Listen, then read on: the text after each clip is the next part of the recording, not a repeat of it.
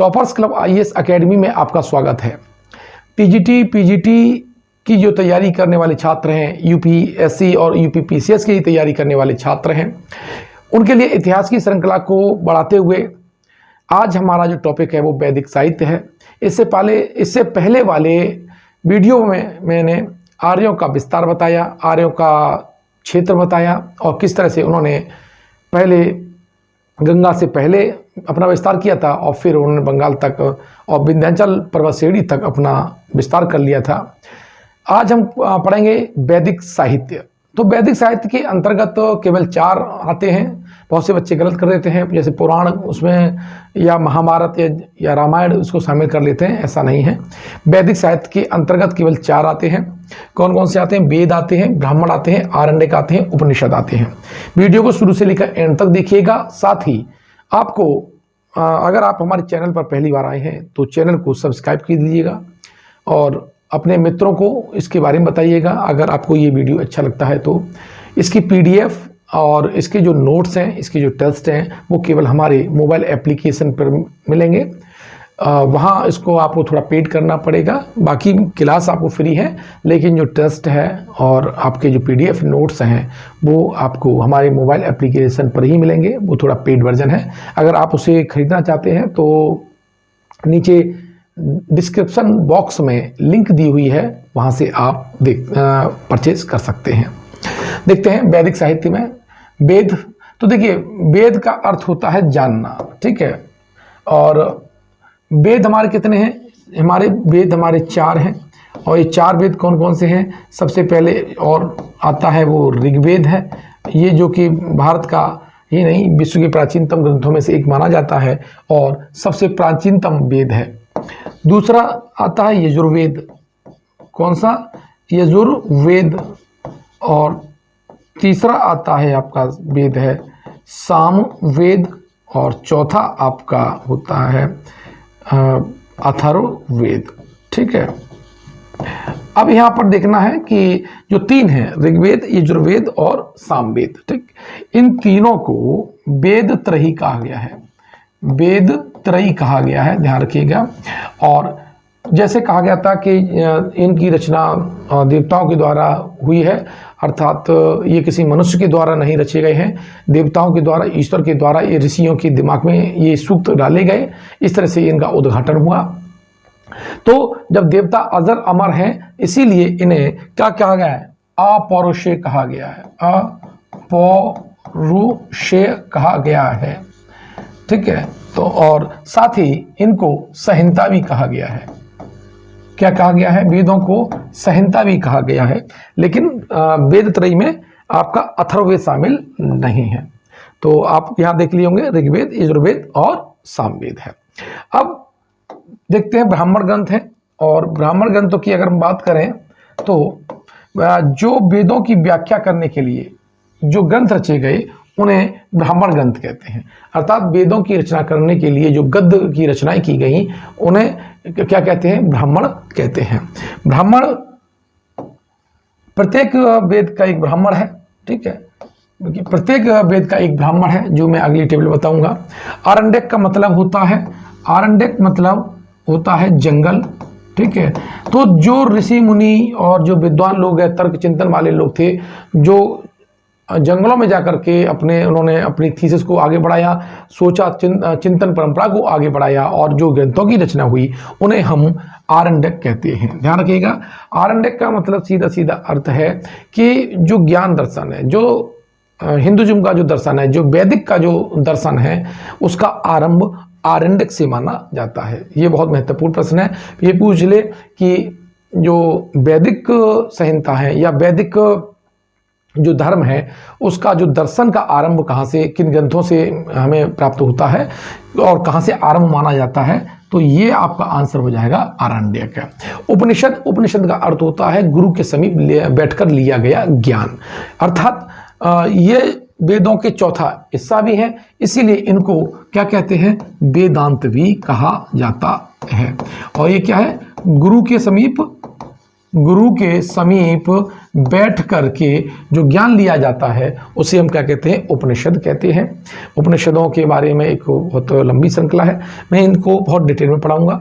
तो यहाँ से ये मैंने केवल आपको ये बताया, यहाँ से फैक्चुअल क्वेश्चन बनता है कि वैदिक साहित्य के अंतर्गत कौन कौन आते हैं। तो पहले वेद आएगा, ब्राह्मण ग्रंथ आएंगे, आरण्यक आएंगे और उपनिषद आएंगे। अब हम क्रमबद्ध तरीके से थोड़ा साउंड नॉलेज ले लेंगे, क्योंकि मैं जब आगे प्रत्येक वेद का डिटेल में पढ़ाऊंगा तो उसमें ये बहुत सारा थ्योरी आ जाएगी। तो अभी मैंने इसमें केवल आपको इंट्रोडक्शन पढ़ाया है। अब यहाँ से देखते हैं उसको, एक मिनट।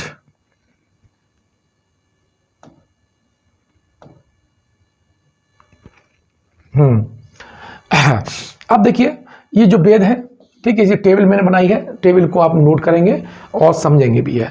वेद है और वेद के कौन से ब्राह्मण हैं, प्लस वेद का कौन सा ऋषि है, अर्थात उसके गाने वाले कौन ऋषि थे, पुरोहित कौन थे, वेद का उपवेद कौन सा है और वेद का प्रतिपादक कौन सा है, ये आप कॉलम उसको बना लेंगे। पहला कॉलम में क्या देखिए, यहाँ देखते हैं, पहला है ऋग्वेद है जो भारत का सबसे प्राचीनतम वेद है, और सबसे नवीनतम वेद आपका अथर्ववेद है। और वेदों की वेद त्रयी में ये तीन शामिल किए जाते हैं। वेद त्रयी में कौन है, ये शामिल किया जाता है। साथ ही इनको देव त्रयी वेद कहा जाता है। अब देखो ये कैसा है, सबसे प्राचीनतम वेद है, और जो यजुर्वेद है वो आपका गद्य और पद्य दोनों में लिखा गया है। ध्यान रखिएगा, किसमें, गद्य और पद्य दोनों में लिखा गया है। और यजुर्वेद में वो सूक्त हैं जो कि यज्ञों के समय गाए जाते थे। आगे सामवेद, सामवेद का जो है ये संगीत प्रधान आपका वेद है, और संगीत की प्रारंभिक जानकारी और सारे गामा जो सप्त स्वर हैं इसकी भी जानकारी हमें सामवेद से मिलती है। अथर्ववेद है, इसे नवीनतम वेद कहते हैं और इसे वेद त्रयी में शामिल नहीं किया जाता। साथ ही ऋग्वेद तो ऋग्वैदिक कालीन की रचना है। उत्तर वैदिक काल में देखा जाए तो उत्तर वैदिक काल में आपके ये तीन लिखे गए हैं। तो पूछ लेता है कि उत्तर वैदिक कालीन वेद नहीं है, तो यजुर्वेद, सामवेद, अथर्ववेद ये कैसे उत्तर वैदिक कालीन है, और ऋग्वेद बना अलग हो जाएगा, या अर्थात ऋग्वैदिक कालीन हो जाएगा। अब देखिए वेदों की क्या है को समझाने के लिए गद्य साहित्य की रचना की गई। तो ये ब्राह्मण क्या है, वेदों की गद्य में व्याख्या है। वेद तो पद्य में है, एक छोड़ करके यजुर्वेद ये गद्य और पद्य दोनों में है, बाकी तीनों जो वेद हैं वो आपके पद्य में हैं। अब ब्राह्मण आए इनकी व्याख्या करने के लिए, वेदों की व्याख्या करने के लिए। तो ऋग्वेद के दो ब्राह्मण हैं, कौन से, ऐत्रेय और कौशितकी। ध्यान नोट करेंगे, ऋग्वेद के ब्राह्मण कौन से, ऐत्रेय और कौशितकी है।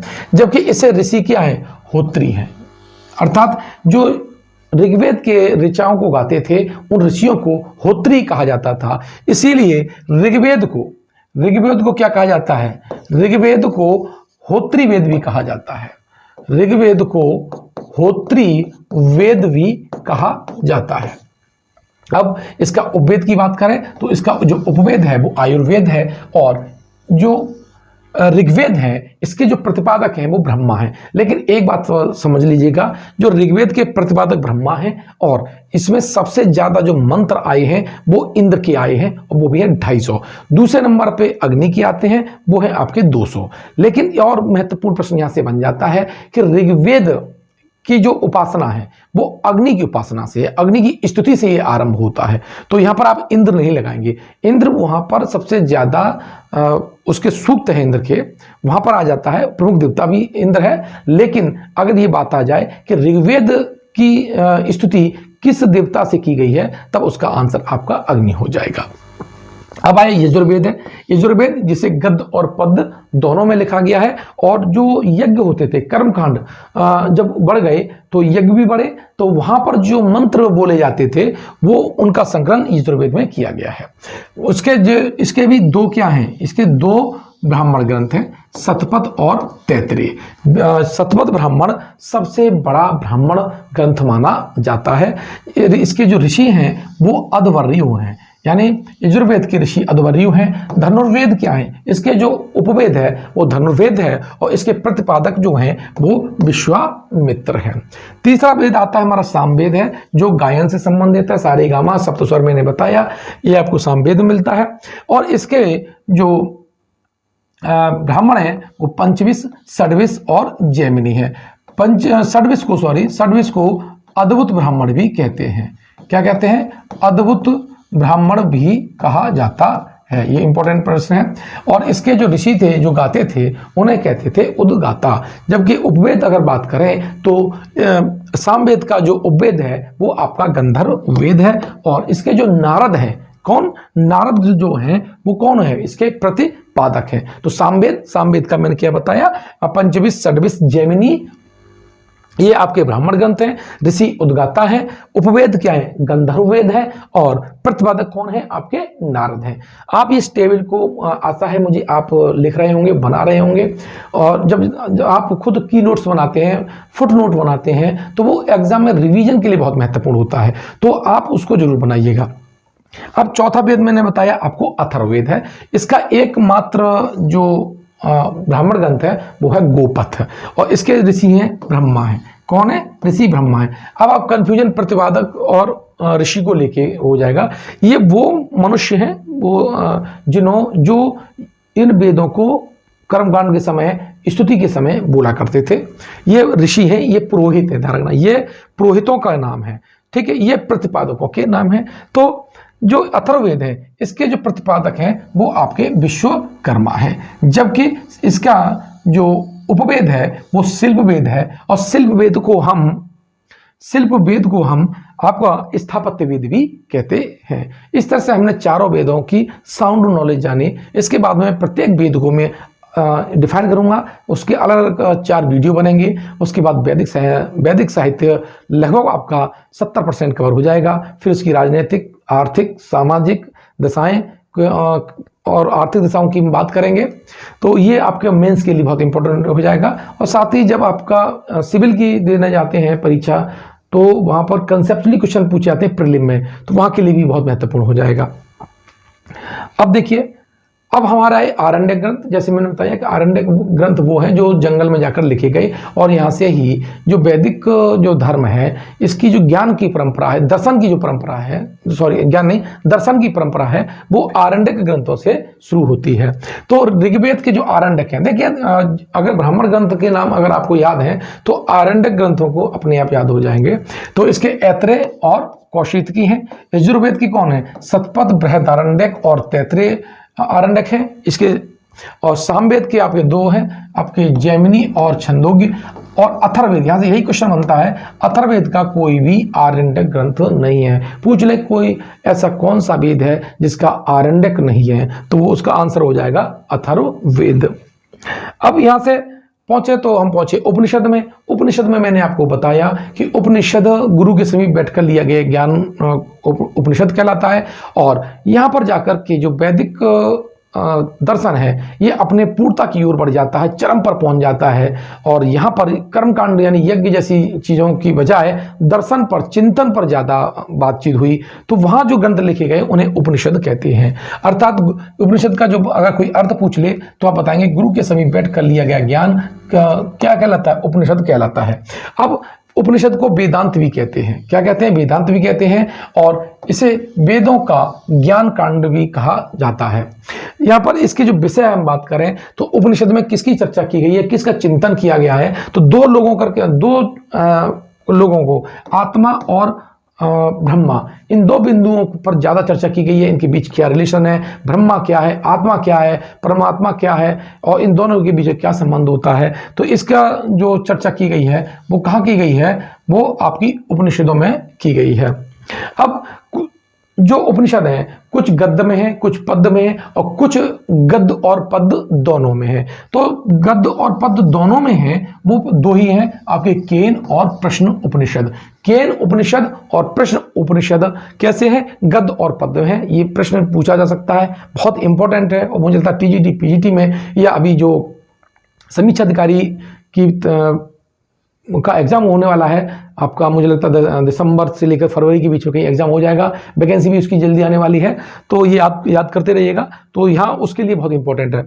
अब देखिए पद की बात करें तो जो उपनिषद पद में है, मुंडक, ईशोपनिषद, श्वेताश्वर और कठोपनिषद। ठीक है, तो कठोपनिषद, श्वेताश्वर उपनिषद, ईशोपनिषद और मुंडक, ये कैसे हैं? ये जो उपनिषद हैं वे आपके पद्य में हैं। और गद्य की हम बात करें तो मांडुक्य, ऐत्रेय, तैत्रेय, कौशिकी, छांदोग्य और बृहदारण्यक जो उपनिषद हैं वो कैसे हैं? ये आपके गद्य में है।